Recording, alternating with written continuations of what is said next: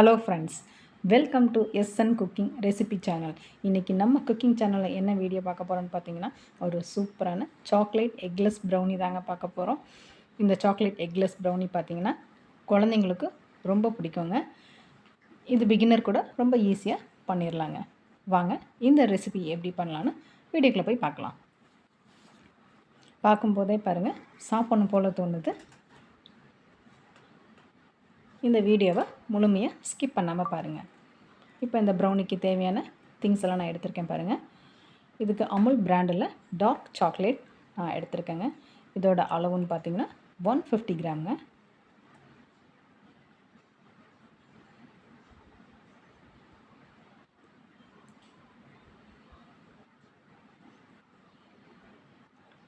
அடுத்து dairy மில்க்குங்க.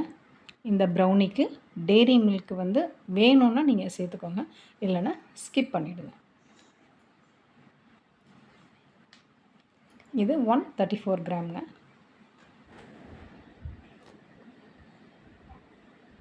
Butter பார்த்திங்கன்னா milky mist brand தாங்க நான் எடுத்துருக்கிறேன்.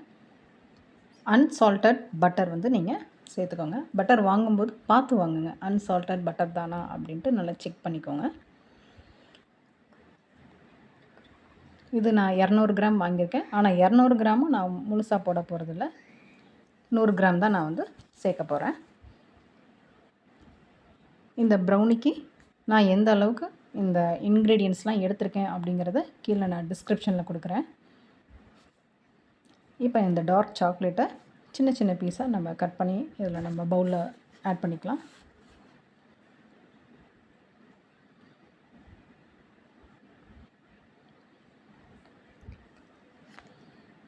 சின்ன சின்ன பீஸாக நான் கட் பண்ணி இதில் பவுலில் சேர்த்துக்கிட்டேங்க. இதில் 30 கிராம் டெய்ரி மில்க் நீங்கள் சேர்த்துக்கோங்க.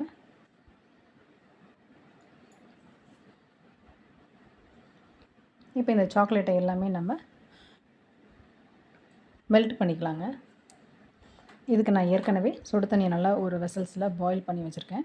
இப்போ இந்த கிளாஸ் பவுல் எடுத்து அந்த வெசல்ஸ் மேலே வச்சுக்கோங்க. அதோட ஹீட்லேயே இந்த சாக்லேட் நல்லா மெல்ட் ஆகிடும். பாருங்கள், நல்லா மெல்ட் ஆகிடுச்சு. இப்போ இதில் பட்டர் பார்த்திங்கன்னா 100 கிராம் நம்ம ஆட் பண்ணிக்கலாம்.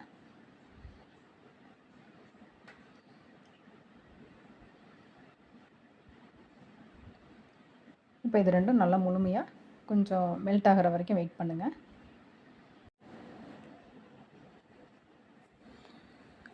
பாருங்கள், நம்மளுடைய சாக்லேட்டும் பட்டரும் முழுமையாக கரைஞ்சிருச்சு. இது கொஞ்சம் ஆறட்டும். இது ஒரு ஓரமாக நம்ம எடுத்து வச்சிடலாம். இதுதான் கரெக்டான கன்சிஸ்டன்சி பாருங்கள்.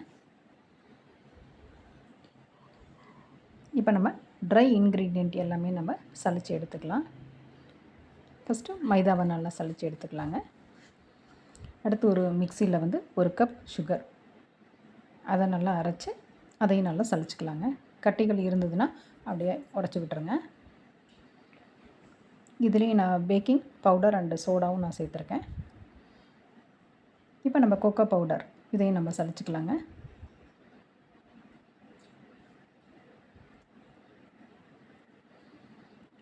இப்போ கேக் டின்னில் பட்டர் ஷீட் போட்டுக்கோங்க. அதில் கொஞ்சமாக பட்டர் போட்டு நல்லா ஸ்ப்ரெட் பண்ணிக்கோங்க. கேக் டின்லையும் நீங்கள் பட்டர் ஆட் பண்ணி அதையும் நல்லா முழுமையாக ஸ்ப்ரெட் பண்ணி விடுங்க.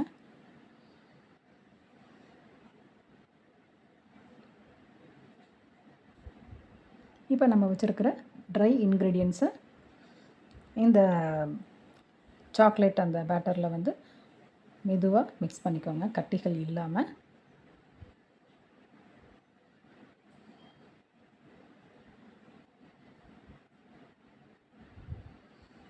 இப்போ பாருங்கள், நம்மளோட ப்ரௌனி பேட்டர் கொஞ்சம் நல்லா திக்காக இருக்குது. இதில் நம்ம கொஞ்சமாக பால் நம்ம சேர்த்துக்கலாம். பால் ஏற்கனவே நான் காய்ச்சி ஆற வச்சு எடுத்து வச்சுருக்கேங்க. அந்த பாலை நீங்கள் கொஞ்சம் கொஞ்சமாக நீங்கள் சேர்த்துக்கோங்க. ஒரு விஸ்க் வச்சு மெதுவாக நல்லா மிக்ஸ் பண்ணிக்கோங்க.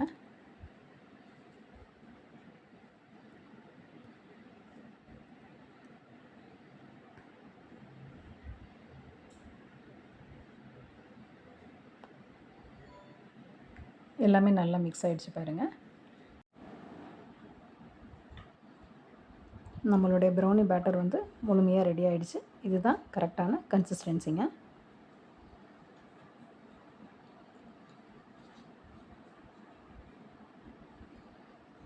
இந்த பேட்டரை கேக் டின்னுக்கு மெதுவாக நீங்கள் ட்ரான்ஸ்ஃபர் பண்ணிக்கோங்க.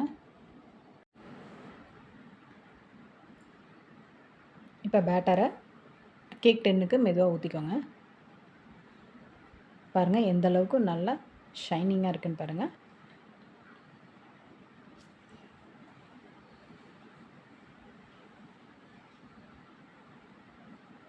இப்போ நம்மளுடைய கேக் டின்னை நல்லா இந்த மாதிரி டேப் பண்ணிக்கோங்க 2 வாட்டி.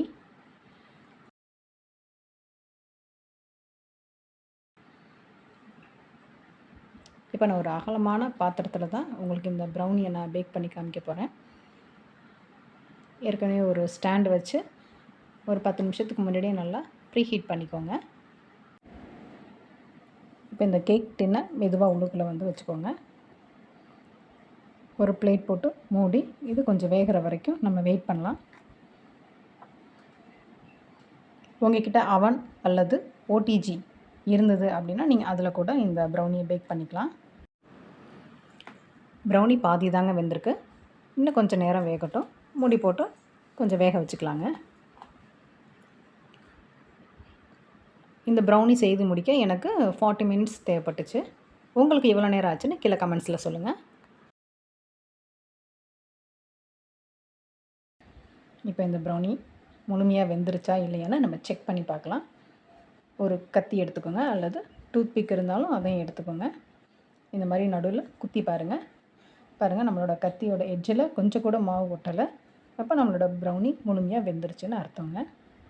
இப்போ அடுப்பை ஆஃப் பண்ணிவிட்டு இதை வேற ஒரு பிளேட்டில் மெதுவாக எடுத்து வச்சுருங்க. இது கொஞ்சம் ஆறட்டும். இப்போ பாருங்கள் ஆறிடுச்சு. இதை மெதுவாக வேறொரு பிளேட்டுக்கு நம்ம ட்ரான்ஸ்ஃபர் பண்ணிக்கலாம்.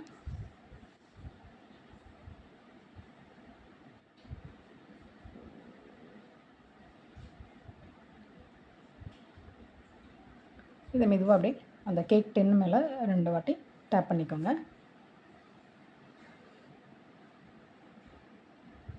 பாருங்கள், வாவ், நம்மளுடைய ப்ரௌனி சூப்பராக நல்லா வெந்து வந்திருக்கு பாருங்கள். கொஞ்சம் கூட நம்ம கையில் ஒட்டலை. இதை மெதுவாக அப்படியே நம்ம திருப்பி போட்டுக்கலாம். பாருங்கள், பார்க்கும்போது எந்த அளவுக்கு நல்லா ஷைனிங்காக இருக்குன்ட்டு சூப்பராக இருக்குது பாருங்கள். நான் இப்போ ஸ்வீட் வேணுங்கிறதுனால நான் சாக்லேட் கனாஷ் வந்து ஆட் பண்ணிக்கிறேன்.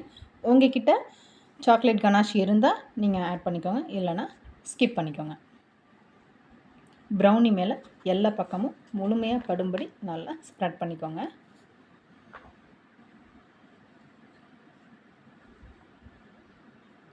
நான் எல்லா பக்கமும் நல்லா தடவிட்டேன் பாருங்கள்.